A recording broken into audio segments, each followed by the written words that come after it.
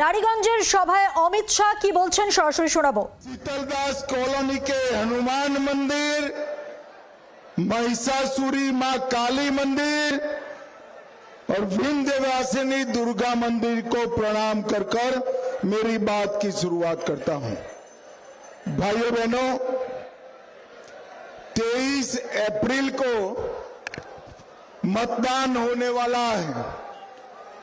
मुझे बताओ, ममता दीदी को टाटा बाय बाय कहोगे या नहीं कहोगे? अरे जोर से बोलो, कहोगे या नहीं कहोगे? भाइयों बहनों, ममता की सरकार निकालने का मतलब है घुसपैठ मुक्त बंगाल बनाना। मुझे बताओ, बंगाल से घुसपैठियों को निकालना है या नहीं निकालना है? ऐसी आवाज से निकलेंगे क्या? जरा जोर से बोलो, बंगाल से घुसपैठियों को निकालना है या नहीं निकालना है? क्या दीदी निकाल सकती है? क्या भाईपो निकाल सकता है? केवल और केवल भारतीय जनता पार्टी निकाल सकती है। भाइयों बहनों, भारतीय जनता पार्टी निकाल सकती है। ये ममता दीदी ने 600 एकड़ भूमि जो बीएसएफ को चाहिए वो नहीं देती, क्योंकि बाढ़ लगाने का काम पूरा न हो, और फिर बीएसएफ के जवानों पर आरोप लगाती है कि वो घुसपैठ करा रहे हैं। अरे ममता दीदी, बीएसएफ के जवान देश के लिए अपना सर कटा सकते हैं, वो घुसपैठियों को नहीं घुस। आपके दिन अब समाप्त हो चुके हैं। 5 मई को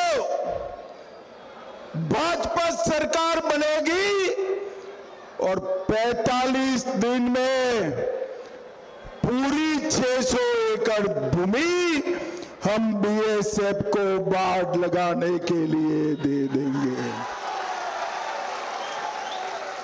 इससे घुसपैठ तो बंद होगी ही होगी, परंतु इससे समाप्त नहीं होता। भाइयों बहनों, हम पूरे बंगाल और देश भर से एक एक घुसपैठियों को चुन चुन कर निकालने का काम करेंगे। ये घुसपैठिया जो है वो हमारे युवाओं की रोजगारी खा रहा है, गरीबों के चावल खा रहा है और देश के अंदर दंगे करा रहे हैं। मैं सारे घुसपैठियों को कहना चाहता हूं कि 5 मई की शाम से ही बंगाल छोड़कर वापिस जाना शुरू कर देना। भैया, आपका टाइम समाप्त हो। मैं यहां पर जब पश्चिम वर्धमान में आया हूं, मुझे सुबह कुछ पत्रकारों ने फोन किया कि भैया वहां गुंडों का बहुत त्रास है, दीदी के गुंडे, भाईपो के गुंडे परेशान करते हैं ना भाई, करते हैं या नहीं करते हैं जरा? मगर 23 अप्रैल को मतदान है। मैं सारे गुंडों को माइक में कहकर जाता हूं, अपने घर के बाहर मत निकलना, वरना 5 मई के बाद अपनी खैर नहीं है, खैर नहीं। भाइयों बहनों, बेखौफ बेरोक-टोक मतदान करना। ममता के कोई गुंडे की मजाल नहीं है। इस बार बंगाल के मतदाता को रोक पाए किसी की मजाल नहीं। बड़ी संख्या में मतदान होते ही ममता का जाना सुनिश्चित हो जाएगा। आप सबकी जिम्मेदारी है कि अपने अपने गांव मोहल्ले से सभी मतदाताओं को 12 बजे के पहले मतदान मथक पर लेकर आना है।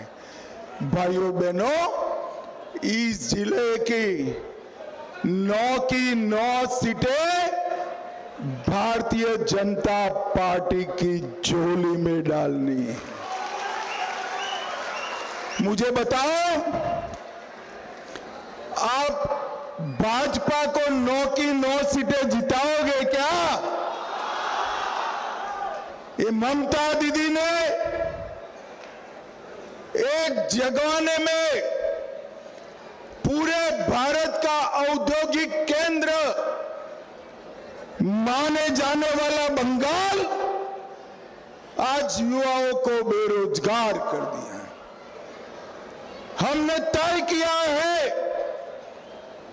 कि बंगाल के अंदर भाजपा सरकार बनते ही 5 बड़े इंडस्ट्रियल एस्टेट बनाकर पूरे बंगाल में फिर से इंडस्ट्री वापस लाने का काम नरेंद्र मोदी जी करने वाले। ये 15 साल में 7,000 से ज्यादा कारखाने बंगाल के बाहर चले गए। ओडिशा में इंडस्ट्री आती है, असम में सेमीकंडक्टर का कारखाना लगता है, मगर बंगाल में जो है वो भी चले जाते हैं, क्योंकि सभी लोग भाइपों की सिंडिकेट से डरे हुए हैं। भाइयों बहनों, सिंडिकेट हटानी है या नहीं हटानी है? जोर से बोलिए, हटानी है या नहीं हटानी? गरीब आदमी को बालू लेना है, सिंडिकेट को पैसा दो। ईंटा लेनी है, सिंडिकेट को पैसा दो। गरीब आदमी को सीमेंट की थैली लेनी है, सिंडिकेट को पैसा दो। आप भाजपा पर भरोसा करना, 5 मई के बाद सभी सिंडिकेट वालों को उल्टा लटकाकर सीधा करने का काम हम करेंगे। कोयला, रेत, गाय तस्करी, बालू तस्करी, ये सारा धंधा बंद हो जाएगा और ये बेरोजगार युवाओं की नौकरियों में अरबों खरबों रुपया ये तृणमूल वाले खाए हैं।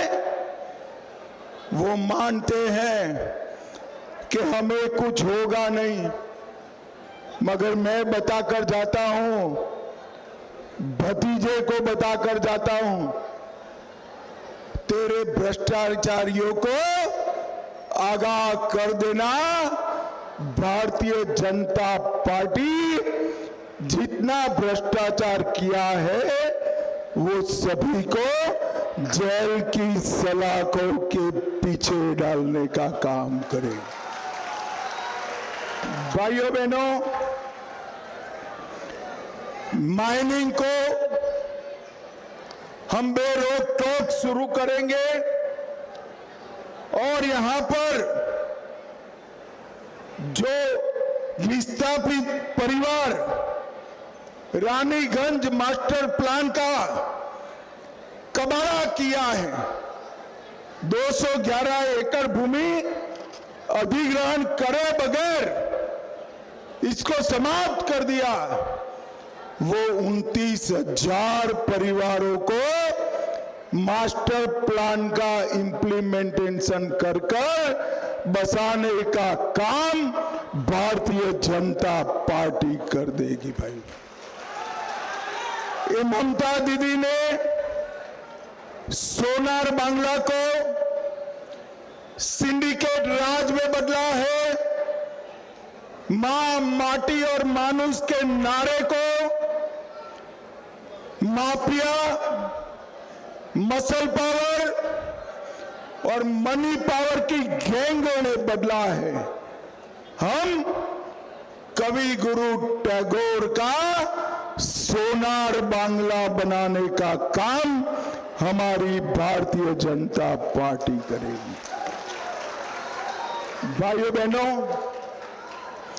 ममता के राज में दंगों में हिंदुओं पर अत्याचार बेरोक टोक चला। 2016 में हावड़ा में धुलागढ़ दंगा, 16 में कालियाचक दंगा मालदा में, 17 में बहादुरिया दंगा, 24 नॉर्थ परगना, 22 में बोगटुई नरसंहार बीरभूम में, 23 में रीसरा दंगा, 24 में मुर्शिदाबाद दंगा, 25 में मुर्शिदाबाद दंगा, और ये सारे दंगों में हिंदुओं पर अत्याचार किया है। मैं आज कहकर जाता हूं, 16 से 26 तक जितने भी दंगे हुए हैं, वो दंगों में जांच बिठाने का काम भारतीय जनता पार्टी करेगी। भारतीय जनता पार्टी। भाइयों बहनों, मुझे बताओ, अयोध्या में राम मंदिर बनना चाहिए था या नहीं बनना चाहिए था? जोर से बोलिए, बनना चाहिए था या नहीं बनना चाहिए था?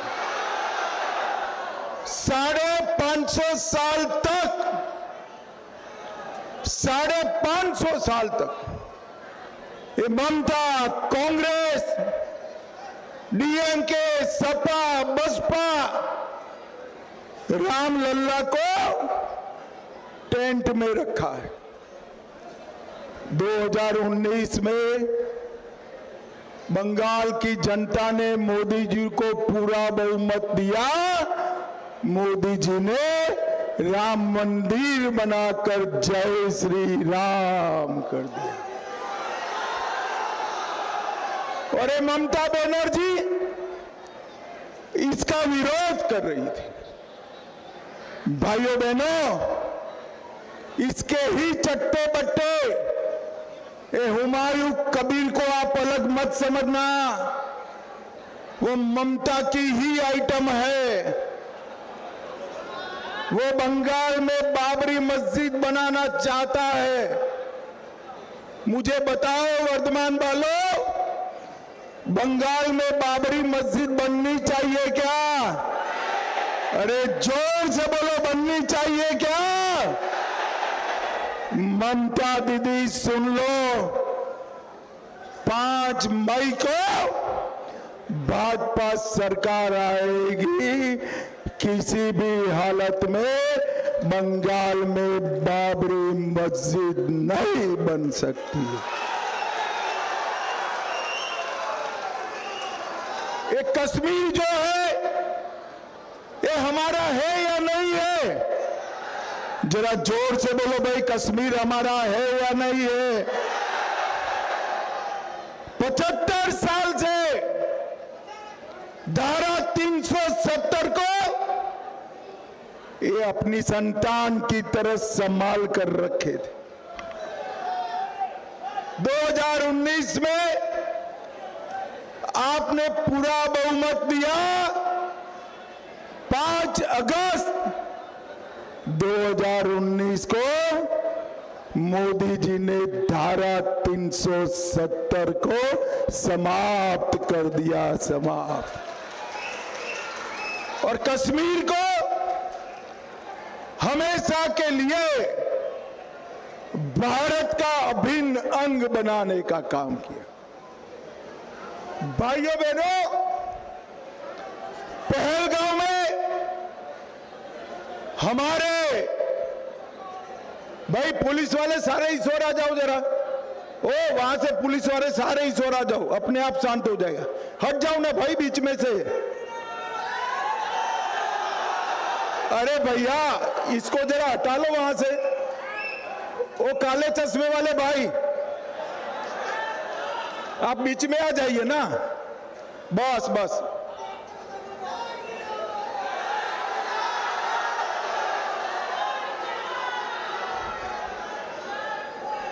अरे वहां से सारे पुलिस वाले बीच में आ जाओ भाई। ये कौन है?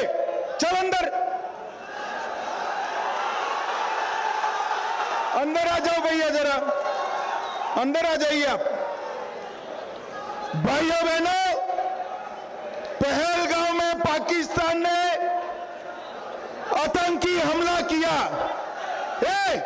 ए रुक जाओ, अंदर चले जाओ, वापिस चले जाओ, वापिस चले जाओ, चलो वापिस जाओ।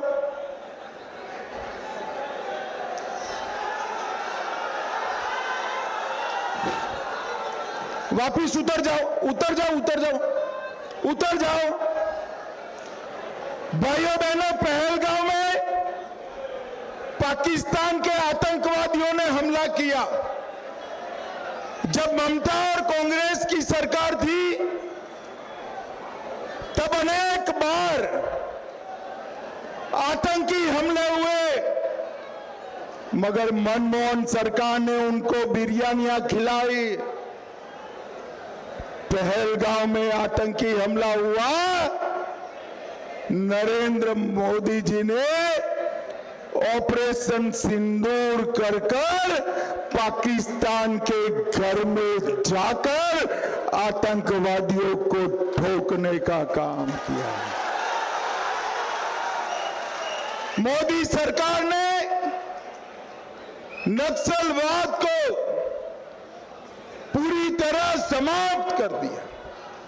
अब बारी है घुसपैठियों की। भाइयों बहनों, मैं आपको बताकर जाता हूं, कमल फूल की सरकार बना दो, एक एक घुसपैठिए को चुन चुन कर निकालने का काम भारतीय जनता पार्टी करेगी। भाइयों बहनों, मुझे बताओ, कुछ लोगों को 4 शादी की छुट्टी है, दीदी लोग भी बताए जरा, और कुछ लोगों को 1 शादी की छुट्टी है। किसी को 4 शादी का छुट्टी होना चाहिए क्या? दीदी लोग जोर से बोलो, होना चाहिए क्या? जरा ईश्वर बताओ, होना चाहिए क्या?